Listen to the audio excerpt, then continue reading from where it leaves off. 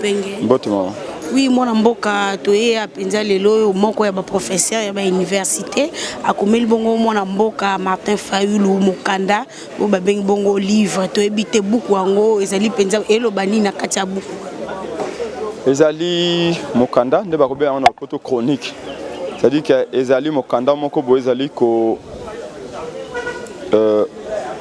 lakisa malekaki tango ya campagne électorale ya tata mokonzi ekolo Martin Fayulu. Uta tango babimisa qui est candidat comme opposition na Genève. Et si ko wapi Félix Tshisekedi aloba qui était les changements aujourd'hui s'appelle Martin Fayulu. Tino tango campagne bandaki awa bebeta bandaki campagne na ye na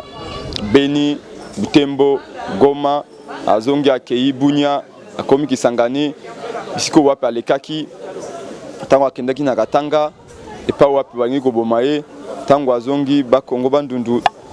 bisika wapi bisika nyoso atamboli lolenge campagne na ye elekaki malamu. Mokanda wana lingi ko lakisa mingi ete ezali phénomène uta Congo ezwali pendant na 60 nanu tomoni candidat abattre campagne lolenge iwana te. Nanu tomoni peuple a accompagné pe linga candidat na élection présidentielle lolenge alingaki Martin Fayulu te. Liboso bandaka kozala soki moto candidat azali moto ya Kisasa koto balobi azali moto ya Ouest. Soki moto azali kuna koto ya Est kuna koto ya Goma kuna koto ya Katanga balobi candidat ya Est. Mais Martin Fayulu azali candidat ya liboso na mapono ya tata mokonzi ekolo oyo asali ezala bato ya Est ezala bato ya Ouest bolingo ya laki lolenge moko degré ya bolingo engouement wana mobilisation ya peuple ezaki lolenge moko ela moko tuni mais oyo abotamaki de bandundu na Kisasa to abotamaki na Beni abotamaki na Butembo abotamaki na Kisangani donc bato bakomaki komituna mais likambo oyo uti wapi bisika binso président Fayulu aleki phénomène na sima maponomi wana ba congolais ba bandaki kozela ete naturellement et obligatoirement yenda bima mokonzi mais tomoni ete moto mosusu ndabimi et comme ça qui ba congolais mais après campagne tata mokonzi ekolo Martin Fayulu abimini sous nanzela na bato aki komona sous peuple pour na continuer koluka victoire au peuple apesaki ezalaki eloko moko ezali très capital yango lokola balobaka ete maloba ribungaka esengeli makominde etikala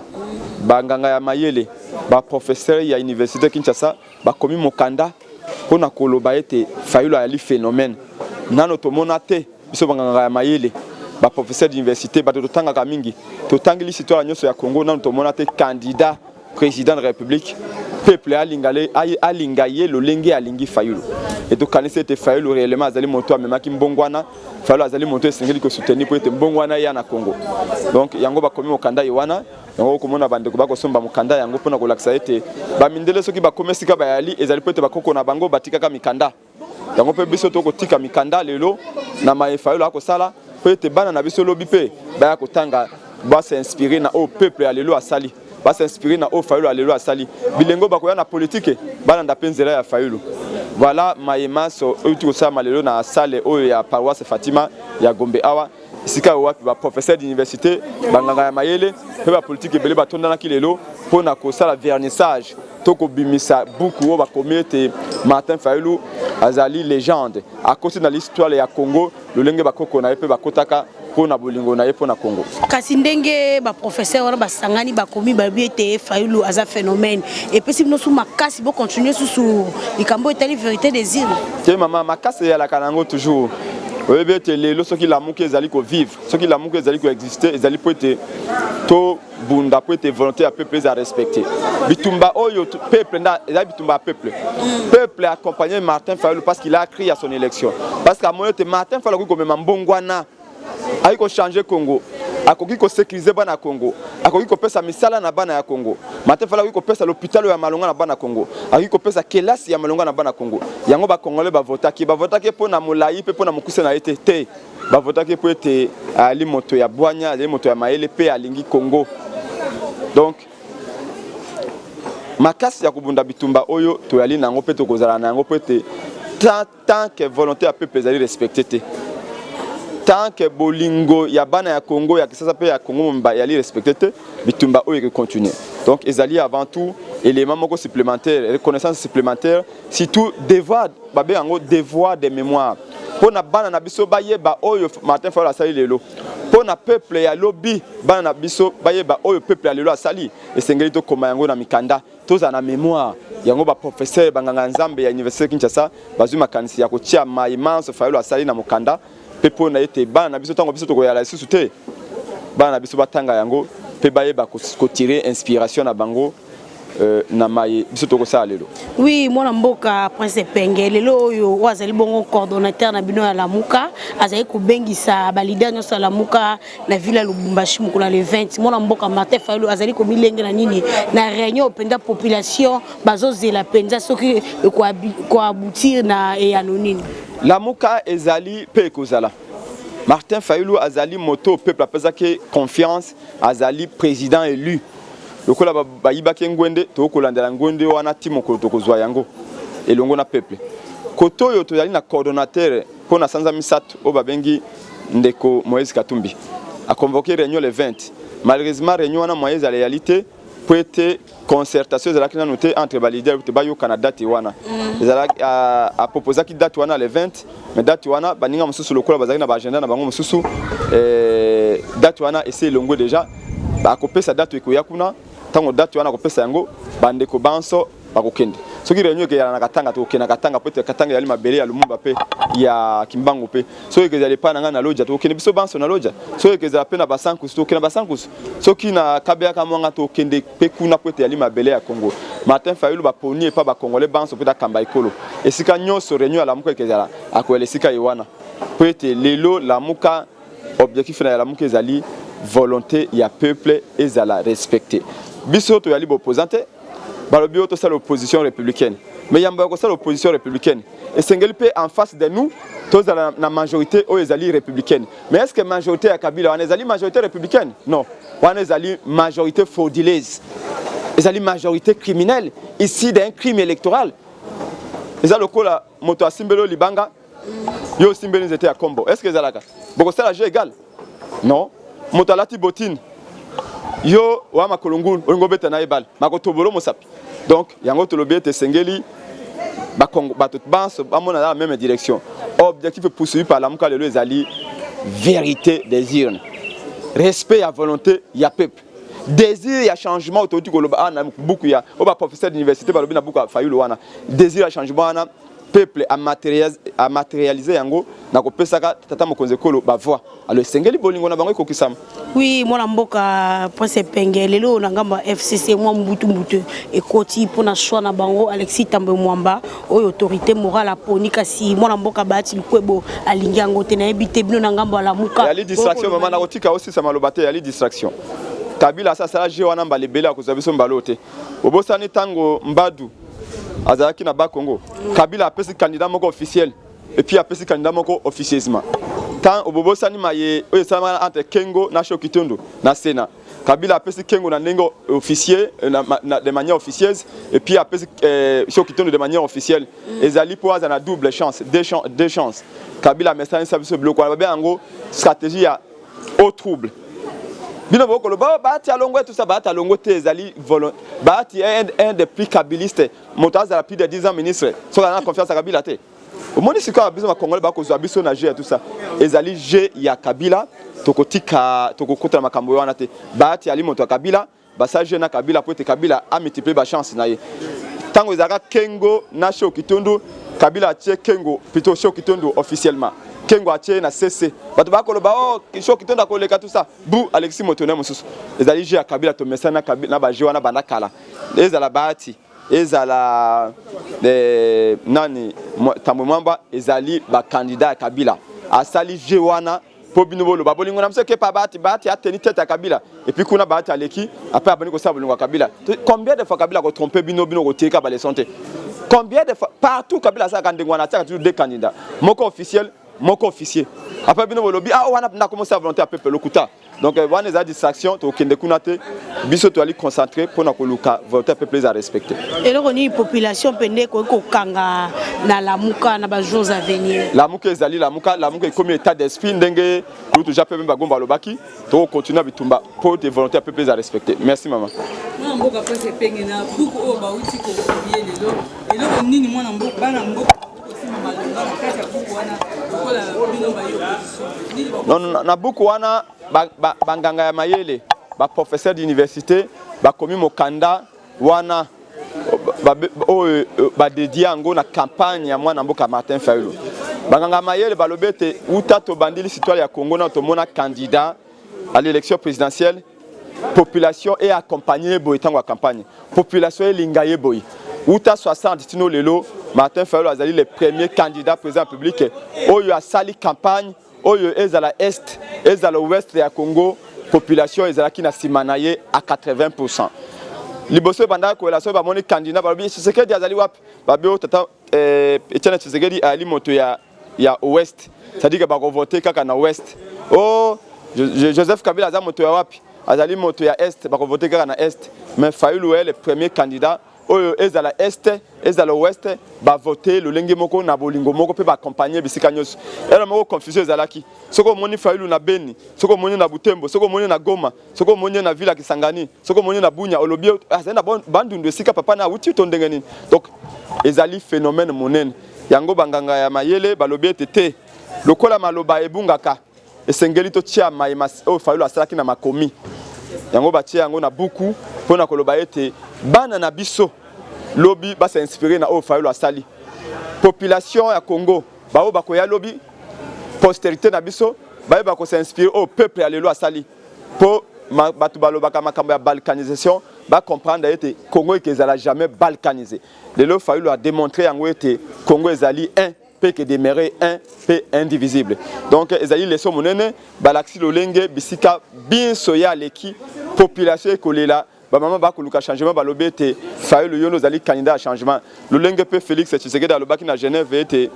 les changements c'est Martin Fayulu ezali lokola prédiction ezali lokola prophétie pe na terrain pe balobi ete candidat à changement ezali mwana mboka Martin Fayulu mais tango CNI a publié ba résultat à Lokuta Tata Mokonzi Ekolo Martin Fayulu abandé sur campagne pour que le ait volonté à peuple à respecter peuple wana tikmaya Tata Mokonzi Ekolo Martin Fayulu pour que ça été volonté na bango ezaki exprimé largement en faveur de Martin Fayulu et Kokisama. Ils allaient tout un phénomène et phénomène légende ya lolenge yowana et sengeli et kota na mikanda biso bato moindo balobi te touti na civilisation et oralité mais lelo et sengeli maïmas donc sala et quand la mikanda peut te bana biso lobby ba s'inspirer nango natondi botondi mama matondi mingi mboka mbote mama journaliste oui to ependa lelo ko participer na likambo ezali nini vernissage ya livre o ba komeli mona mboka Martin Fayulu ko loba ko expliquer bato ba ikolanda yo eza mokanda wana ekomami na tinani ouvrage oyo moko ya bato mayele moko ya ba professeur d'université outi kokoma parce que azala ki témoin ya événement ya ba élection ndenge outi koleka ya moni ndenge président Martin Fayulu le président élu par les Congolais ndenge kendaki ko battre campagne partout sur l'étendue de la République bisika nyonso ya tambolaki ya un grand nombre de la population congolaise qui a réservé accueil moko chaléré pe bakenda ki ko élire na kati ya ba urne et loko moko oyo professeur moto ya mayele auti koloba que candidature commun oyo ya opposition et sangisaki bana ya Congo nyonso et kotisaki unité ya mboka. Donc Martin Fayulu azalaki symbole ya unité ya peuple congolais partout et c'est justifié qui na bisika nyonso ye akendaki na ba province nyonso oyo ye akendaki donc batwa mayele tango bango ba koloba ilingi kolakisa ya solo que Congo na biso ezali na batwa mayele mais oyebi ke bisika batupe mayele bazali batupe oyo bayaka na kotia mobulu bazanga kapete bomonaki na sima ba élection ezali na bato mosusu batelemi pona koloba tribalisme ba congolais bayebi eloko wana ya tribalisme te lelo bato mayele bauti koloba ya solo que candidature ya président Eli Martin Fayulu lolenge ya tambolaki na bamboka nyonso na ba province nyonso et monanaki que congolais akendaki kotia motema na ye epai ya Martin Fayulu. Et là, comme vous soupe à Kopengle et Zalinini, que avant Martin Fayulu a comme candidat commun, il y a opposition. Motomoko ayeba qui est colonaïe à Salakite. Motomoko ayeba qui est même n'a kolobelabino. Tangu opposition, plutôt à cette époque, et ça qui opposition. Balideri à la Mouka Batiaki, président Martin Fayulu comme candidat commun. Ngayoyo, Nayeba ki nangai école ya Martin Fayulu te. Alors, toyaki ko kamwande toyoka ki makamboana. Donc, est passé malamu, nous sommes très contents. Toza ko senga pena ba Congolais, ba zoyango, ba tanga yango, na mikolo ezali ko ya ko toko décortiquer yango pour que ba Congolais ba yeba. Merci maman.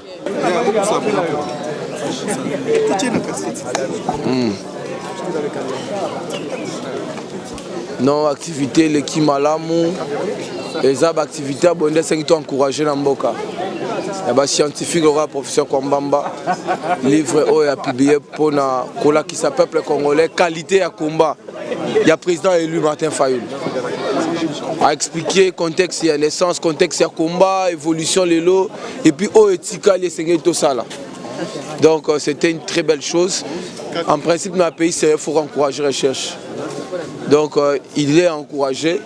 Et puis je pense que dans la communauté, voici l'opportunité. Il faut qu'on mette Martin Fayulu, Jean-Pierre Bemba Gombo, les gens qui ont une histoire avec ces pays. Donc voilà le sentiment dans la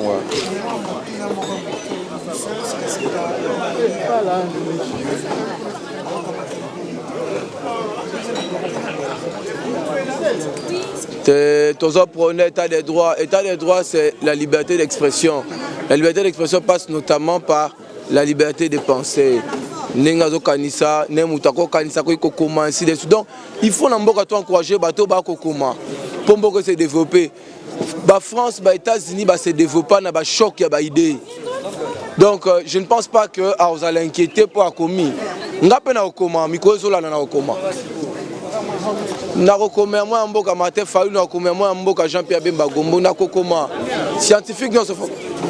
non mais s'il faut kokoma hein na lobité na okela polémique wa te lelo il s'agissait de Martin Fayulu acte salami au professeur ici il faut applaudir il faut encourager la recherche bamboka kwa ba Japon soki téléma ezapona ba recherche bamboka kwa ba Inde soki téléma ezapona ba recherche il faut encourager to polémique ka recherche te to ko sa polémique makambo etali recherche te.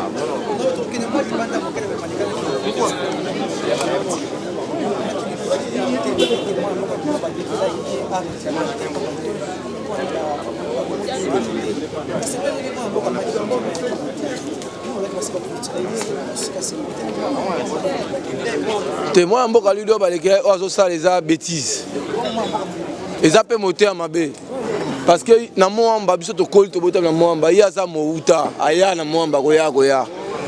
Yé ba vota été na moamba. Ezata na bureau moroté oyo to tambola et chabiso malili qui ba voter ludo baleke lai. Ezate wala courage to benga ki ça courage abana boudin. A cause de papier à kotanga na lolendo nyonso a revendiquer ba droit aux été. Ce n'est pas sérieux. Tamo nga ba matete. Et d'ailleurs biso to pentaki en garde. Nazo bande ce sujet du respect pour lui qu'il se respecte. Se respecter c'est aussi respecter les droits des autres, respecter l'état des droits. Ceux qui ont continué quand bilinga biso to ko sala marche. To côté malbeso ndaku na ye, yé pas sa mobilisation. To côté la ceux qui né azaki voter tous les 11.